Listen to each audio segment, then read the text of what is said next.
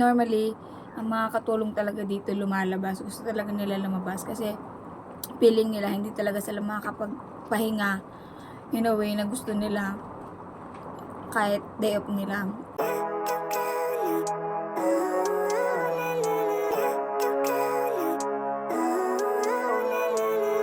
Living life, everyday, late at night, not okay, all I want.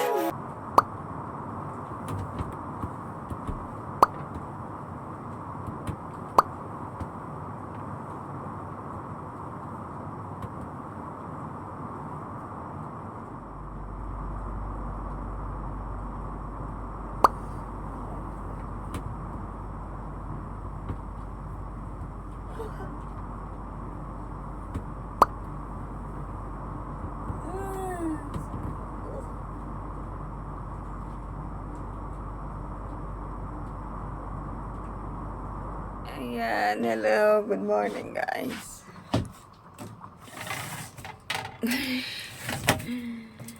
Malawi pa. Time check, it's 9:24. So, Apgyo. Ayun pa rin siya. Makita mo siya dito. Nagising ako kasi nagkangalatog yung ano dito, yung likod ko. Ay, sa likod ko. Dito sa may... Yan, yung bagyo.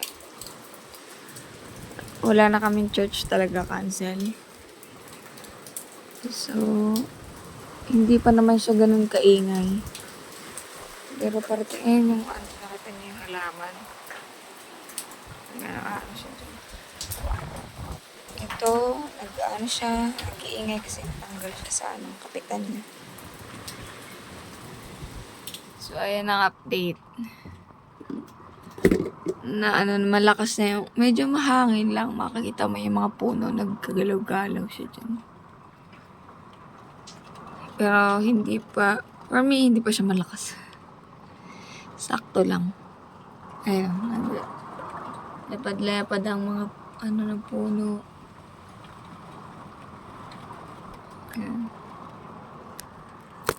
So, kanina pa ako, nga guys. Kanina pa ako nagising 7. Mga 6, tapos mga 7. Tutulog ako ulit. Magkagawin, diba? Split in. Wala, kinancel na talaga yung church namin kasi hindi pa rin binababa yung ano ng bagyo. Kasi dito, minsan, pag ano, parang same day, parang last time din na may bagyo sa Pilipinas. Kasi dito naman yung papunta pag after Pilipinas, dito naman.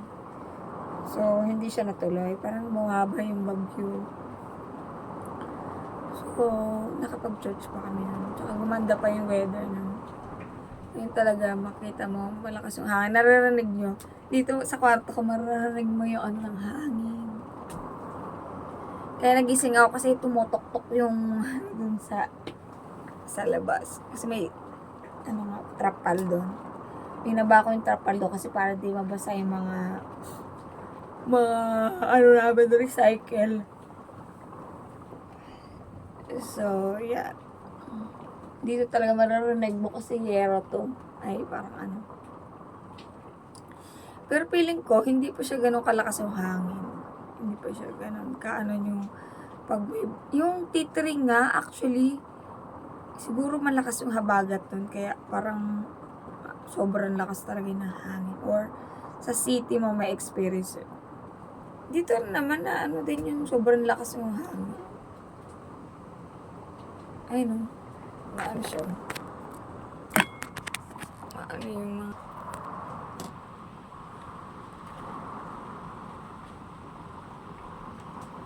mga puno.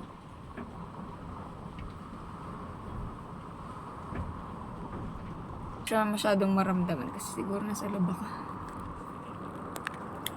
So, 9:30 na.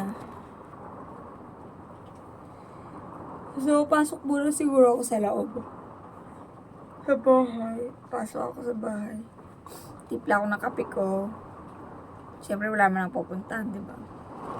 So, dyan lang. Pwede man ako magluto dyan sa loob. Kahit hindi mga amo ko. Okay lang. Ang problema yun dun. So, meron ako ramyun noodles dito. Pero siguro for dinner ko na lang yan. For lunch ko, Hindi muna ako magla-lunch. Tapos, hindi. Kahapon, lumabas kami ng mga naalaga ko, di ba kahapon? Suman ako ng Filipino shop. Kasi time ako na nag-aantay ako doon. Parang malaki pa. $6 yata to. Ay, $7. $7 to. Parang mahal. 7 each. 14. Ang lakas na nga. Mahal. Bumili. Ay, nadurog siya. Bumili ako ng butter toast. Bili sana ako ng tinapay, pero naisip ko, wag na lang. Ayan, bili ako ng butter toast for almusal ko. Kasi bukas, duty naman na din bukas naman. Tapos may noodles naman ako dyan. So, ayun na lang ang ating lunch. Ay, dinner. Guys, about! Dito na tayo. Pag-chismisa pa ako sa amo ko. Charot lang. Hindi, nagilamos ako. Yung amo ko lalaki lang nandyan. Tsaka yung amo lagi ko kung babae. Ay, lalaki. Sila lang dalawa nandyan kasi nasa hospital nga yung alaga ko pa. Chat ko nga si amo kong babae kung kamusta si Nayumi girl. May Nayumi girl. Coffee. Timpla ako nag-coffee. Ito. Dinner natin na. Magluto ako ng ramen later. Or tonight na lang yan. So, ang update pala sa Baguio, T10 na. Signal number 10 na. Pero sabi ko sa amo ko, hindi siya ganun kalakas. I mean, hindi ganun kalakas yung hangin. Kasi normally narinig ko yung hangin doon pag nandun ako sa loob ng bahay. Talaga hampas talaga yun doon sa may glass door namin doon. Pero ngayon, hindi. Siguro, sabi ng amo ko, pag ganun daw yung hangin. Kaya hindi natin masyadong maramdaman. Pero okay na yan. Thank you, Lord. Okay na. Hindi ako naghaharap ng ano. I mean, in-expect ko lang ganun kalakas. Pero, sabi na amo ko, malakas na daw yan. Kasi, yung mga puno daw parang natutumba na. Pero sa na-experience ko dito na signal number ganun nga, na malakas yung 10 or 8 yata yung experience ko rin. Mas malakas. Pero okay na yan. Thank you, Lord. Magkikilay muna. Kahit nasa bahay tayo, magkilay tayo, di ba? Para kahit nasa bahay magkilay ako.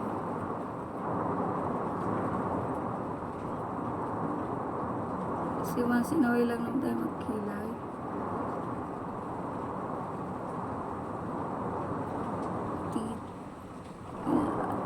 Maingay GC namin sa church.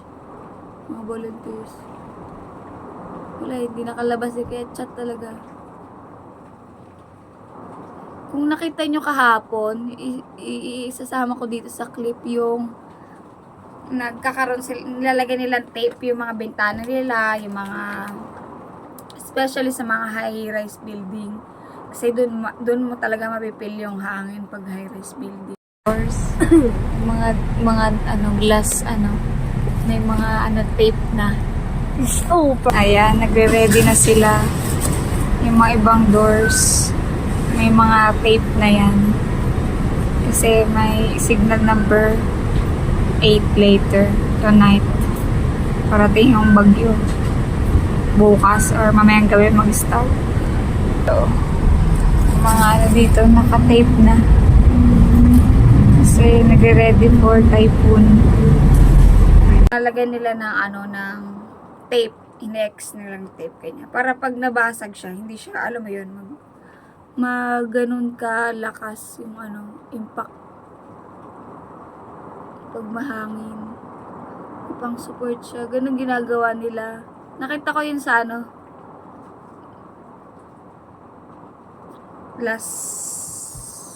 yesterday. Nakita ko siya yesterday. Normally na ginagawa. Sa amin kasi hindi ko pa na-experience eh. Kasi yung time na lumipat na, syempre yung high-rise build dito, hindi masyado, wala akong nakikita yung dumaan ako dito. I mean yung dumaan yung bus, wala akong nakikita na tape yung mga bahay. Siguro kasi hindi ganun yung hangin dito. Hindi mo mo ganun ka mapipil. Malakas pero hindi ganun ka ano. Hindi mo anong pressure. Siguro kasi nasa ano siya ng bundok, syempre yung pagit. Nasa ng bundok, tapos marami mga puno dito. Hindi katulad pag sa mga city, di ba, sa mga town, walang masyadong puno. May mga puno, pero hindi ganun karami. Not like here. Talaga na may mga puno, may bundok, nasaan ng bundok. Siguro kaya hindi mo siya, may pang ano, may pang laban. Alam mo yung kwarto ko. Ayan, may kwarto ako, may small kwarto ako. Ayan, higaan ko. Hindi ko tiniklo. Ayan, tapos yun. May space ako dito. Yung box ko. Panaansin. At least alam mo yun, meron akong space na pag hindi ko na kailangan lumabas. Narinig niyo yung ulan, di ba? Hindi ko na kailangan naman. Tsaka walang mga bata tatakbo-takbo, walang kakatok-katok sa akin dito. Nasa likod ako ng bahay. Lord, thank you today. Thank you for the food, Lord. In Jesus' name. Amen. Ano tayong butter toast? Nagdurog man siya, oy. $12 ito. Nilito ang anak ko. Tinapay sana bibilig ko. So lang, huwag na. $25. Charot. Meron akong gustong bilhin tinapay na $25. Yung parang, ano, yung binibili ko may mga mochi sa loob. Pero dito ako bumaksak. Pero masarap to. Perfect to perfect. Na, Filipino style.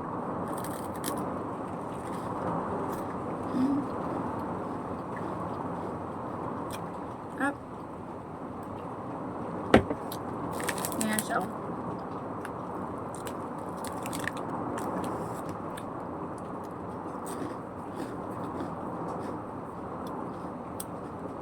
Masarap ngayon mag ano no? Sopas.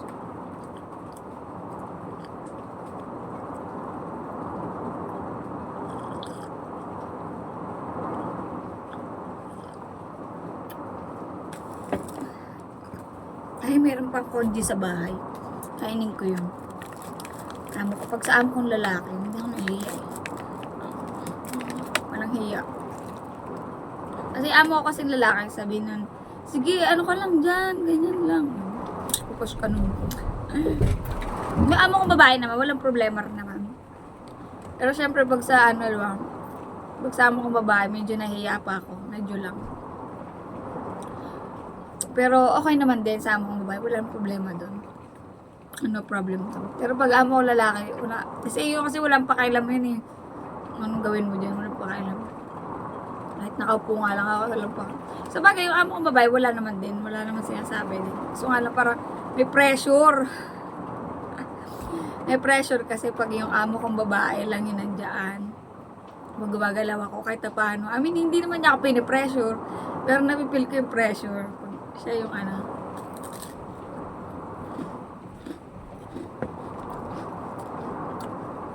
Kasi, wala lang, di ko alam.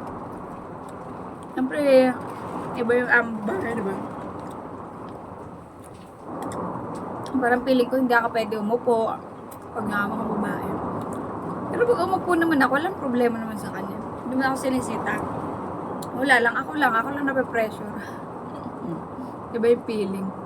Pag sa amo kong babae. Ay, wala kaming ano. Bangap. Nagchat-chat yung mga ibang ladies sa akin. Yung mga bago pa lang dito. Natanong lalabas ako.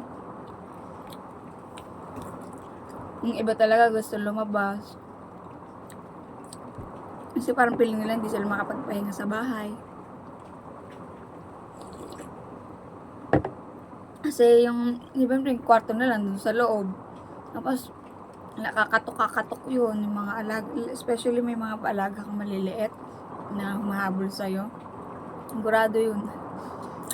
Tapos may mga, kaya normally, ang mga katulong talaga dito lumalabas. Gusto talaga nila lumabas kasi feeling nila hindi talaga sila makakapagpahinga in a way na gusto nila kahit day off nila. Yung iba, pinagtatrabaho kahit day off, ano mo yun? Yung iba naman, yun nga sa mga alaga normally na kukulitin ka talaga nila. Lalo na pag share room kayo. Sigurado yun. Kasi ako na-experience ko na yan. Dati sa dating bahay namin. Holiday ko. Tapos parang wala yatang church nung kasi pandemic nung online lang. So, syempre, tatambay lang ako sa kwarto. Higa-higa lang ako dun. Yung kwarto namin nung medyo maliit lang talaga. Parang ganito lang yung kwarto namin. Tapos double deck. Tapos sa lapag yung, parang sa may bed sa ilalim ng yung, parang 3-purpose yung yung bed ng double deck. Yun, share kami doon. Siya sa pinakataas, syempre. Tapos yun, doon lang ako sa taas. Akit-akit sila sa akin. Gulo, maingay. Alam mo yun, syempre mga bata maingay, di ba?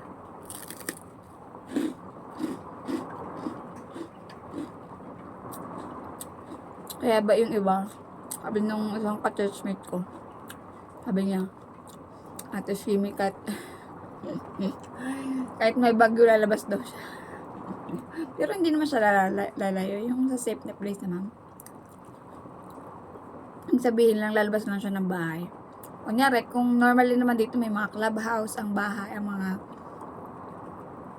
residency, may mga clubhouse. Kasi pag ganito lang kasi parang mga village style. Wala. So, residence, yeah, may mga clubhouse naman yan doon. May mga park na pwedeng may silong. Yan, pwede sila doon. Pwede sila magtambay doon. Tapos, dito naman sa akin naman experience ko noon, ganun din. Hindi ka talaga makatulog. Kukulitin kanila. Kahit sabihin ng amo mo na, huwag kayong malikot dyan. Hindi nila mapigilan yung bata, diba? Wala kang choice.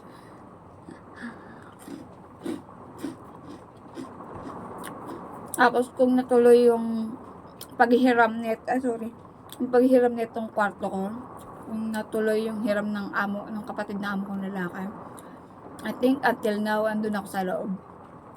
Hindi ako natutulog sa kwarto ng alaga ko. Magsishare kami dun sa isang kwarto kasi dapat supposed to be hiramin itong kwarto ko kasi nag-move yung kapatid ng amo kong lalaki sa ibang bahay kasi parang naghanap siya ng bed space for meantime kasi kumuha siya ng bahay. Ewan ko bakit ganun yung sistema dito na pag kumuha ka ng bahay, siguro public housing, pag kumuha ka, you need to move out sa bahay ng amo mong sa parents mo. So ganun yung eksena dun sa bahay nila yay tsaka nila mama. Sa bahay nila kailangan nung kapatid na amo kong lalaki na mag-move out doon sa bahay nila. And I think yung bahay ng kapatid na amo kong lalaki will be available or ready to move next year pa or this year. I'm not really sure. Sabi few months daw pero I'm not sure. Pero ayun nga yung dito dapat balak talaga. Ito yun ay hiramin, Lord. Pinag-pray ko yun. Pinag-pray ko, Lord, babe. Kasi pero naghahanap naman siya ng boarding house. Gayang boarding house na pwedeng stayan sa sa kapatid na amo kong lalaki. Pero syempre pinag-pray ko yun. Lord, favor. Sabi ko, Lord, favor naman kay Susu. Na makahanap siya agad ng bed space or alam mo yung room to stay. Kasi pag doon ako nagstay, ilang buwan, siguro months, wala ka talagang kailangan lalabas din talaga ako. Sabagay, every Sunday lumalabas naman talaga ako. Kailangan ko lumabas. Kasi church ako. Pero at least doon, yung after mo church, di ba yung hayahay ka na dito. Mawawala yun. Pero sinagot ni Lord, thank you! Talaga.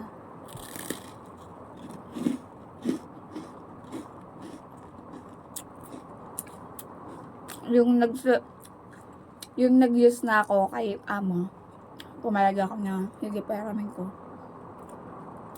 Same day din, sabi, hindi okay na. Galing talaga ni Lord. Okay na daw, nakahanap na siya ng bed space. Grabe talaga. Prayer is very powerful. Sabi nga, halta ng Diyos. Sabi niya, until now, you have not asked for anything in my name. Ask, and you will receive, and your joy will be complete. That's the assurance of answer prayer. John 16:24. Ay, assurance natin kay Lord. And when you ask in His name, your joy will be complete. For anything in His name. Ask and you will receive, and your joy will be complete.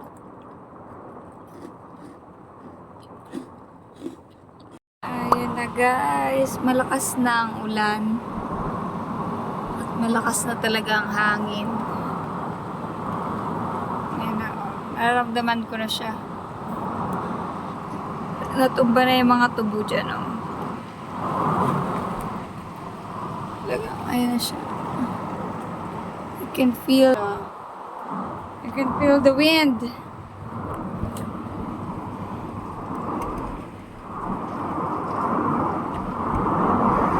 Ang lakas na. Ayan. Bayan namin. Ang sira. Ayan na siya na. Tangkay pa naman natira. Ayan na. Papaya. Dahil pa naman bunga. Nalaglag na siya.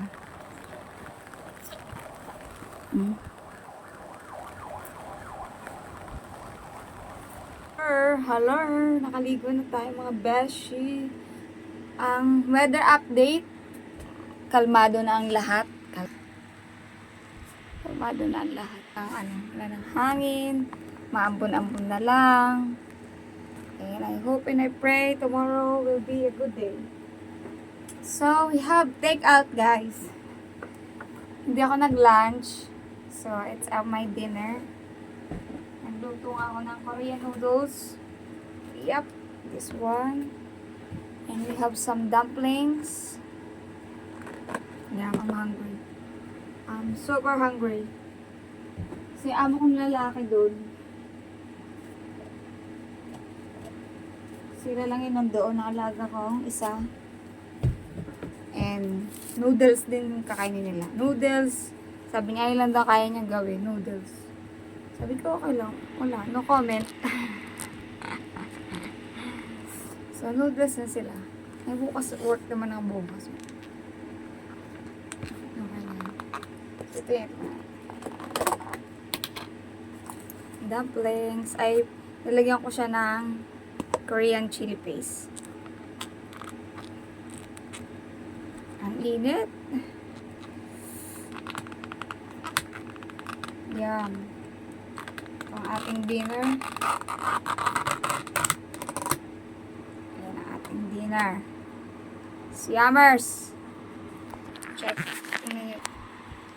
Yan. Korean ramen, namyun, and some dumplings. And meron tayong apple dyan. Let's eat. Thank you, Lord, for this blessing. Bless this food na I'm going to eat, Lord.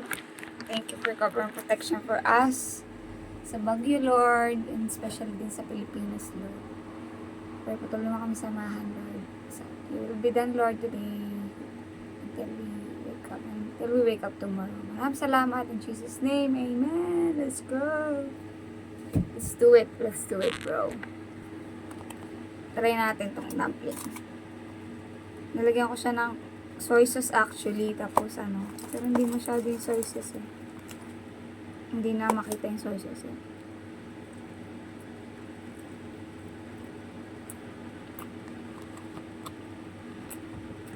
Harap. Masarap to kasi. Gutom na ako. Bit natin katsara. Ang tsara natin kanina. Sa kape. Kasi nilagyan ko siya ng egg.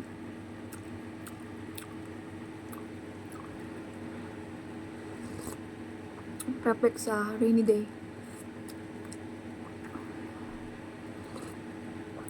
Harap. Yan.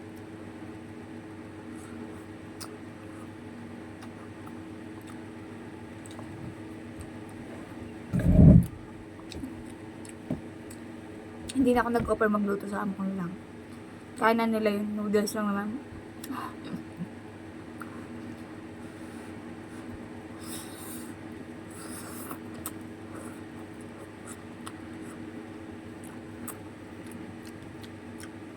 Hindi ako makanood ng mga dahil lang hina, hindi ako makapag-nood sa YouTube kasi. O makapag-Facebook parati kasi. Ang hina ng signal ko.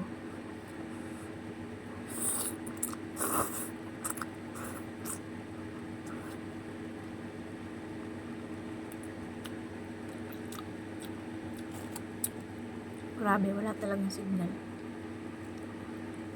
Nagkakaroon kasi nawawala.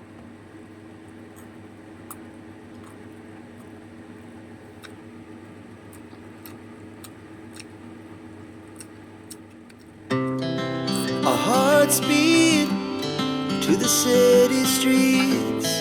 We began to feel the fire. We rise like tall buildings as the chemicals they take us higher. The night's young, it has just begun. Tapos na tayo kumain, mga peeps. So, I will end the vlog today. So, the weather is fine now. Fine. Okay na. Umuulan-ulan pa rin siya, pero it's better than kaninang, mga alas 2 hanggang pa alas 3. Sobrang nakatulog na nga ako dun. Umuulan. So, ayan. Thank you, Lord, for today. So, tomorrow, trabaho na naman malala. Trabaho na naman, and higa na naman tayo. Higa. Kain, tulog, higa. Ayun, na. Thank you for watching, guys, today. I hope you like this video. Please like, share, subscribe sa aking YouTube channel, and see you in my next vlog. Keep safe, everyone. God bless you. Mabuhay tayong lahat.